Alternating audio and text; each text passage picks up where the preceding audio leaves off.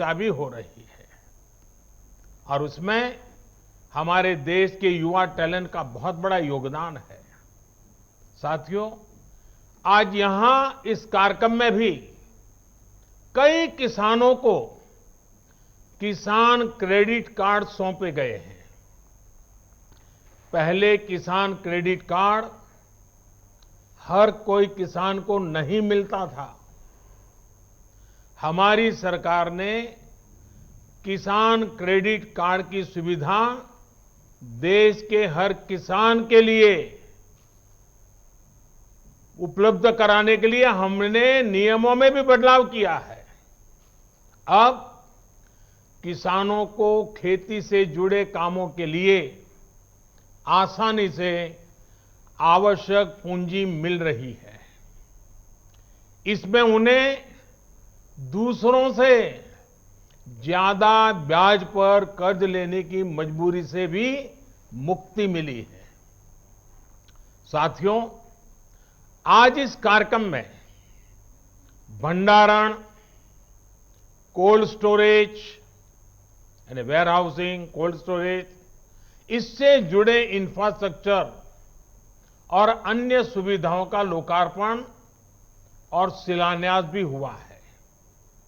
ये बात सही है कि किसान कितनी भी मेहनत कर ले, लेकिन फल, सब्जियां, अनाज, उसका अगर सही भंडारण न हो, सही तरीके से न हो, तो उसका बहुत बड़ा नुकसान होता है। और ये नुकसान सिर्फ किसान का ही नहीं, ये नुकसान पूरे हिंदुस्तान का होता है।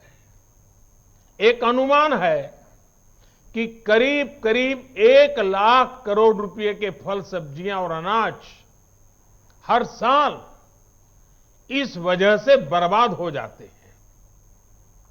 लेकिन पहले इसे लेकर भी बहुत ज्यादा उदासीनता थी।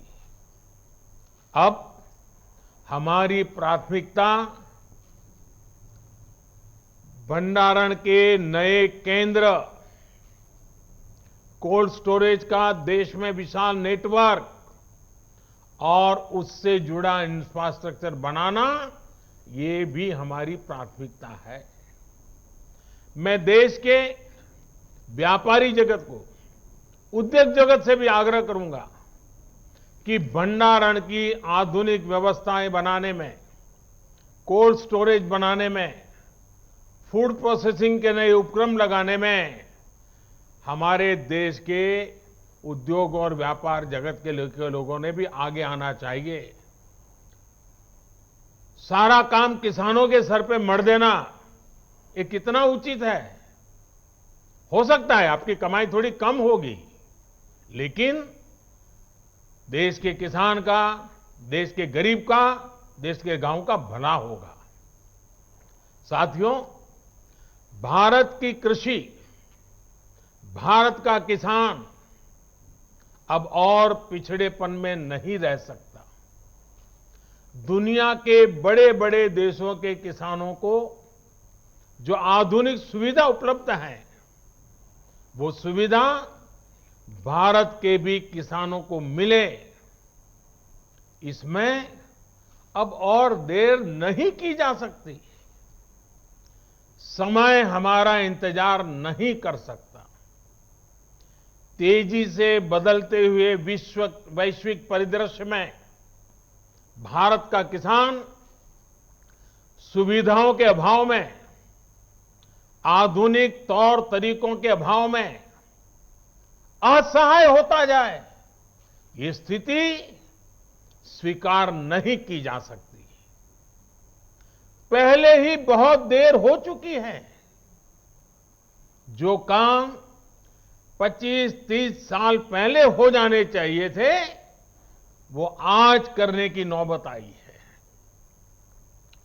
पिछले 6 साल में हमारी सरकार ने किसानों की एक एक जरूरत को ध्यान में रखते हुए अनेक महत्वपूर्ण कदम उठाए हैं।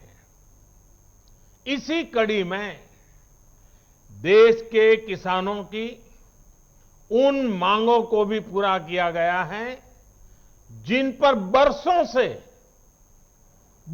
से सिर्फ और सिर्फ मंथन चल रहा था। बीते कई दिनों से देश में किसानों के लिए जो नए कानून बने,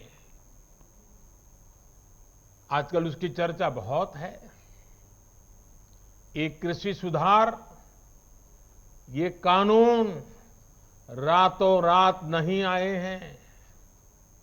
पिछले 20-22 साल से इस देश की हर सरकार ने, राज्यों की सरकार ने इस पर व्यापक चर्चा की है।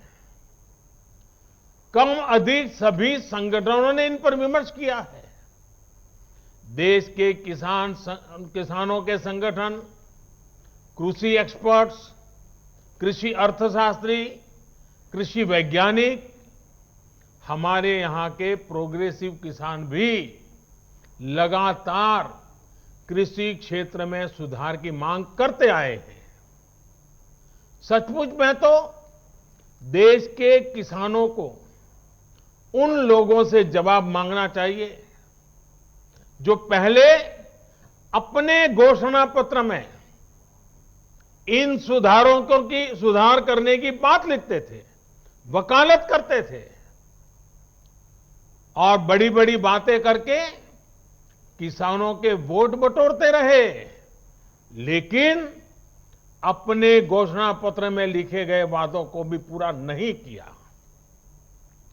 सिर्फ इन मांगों को टालते रहे क्योंकि किसानों की प्राथमिकता नहीं था और देश का किसान इंतजार ही करता रहा।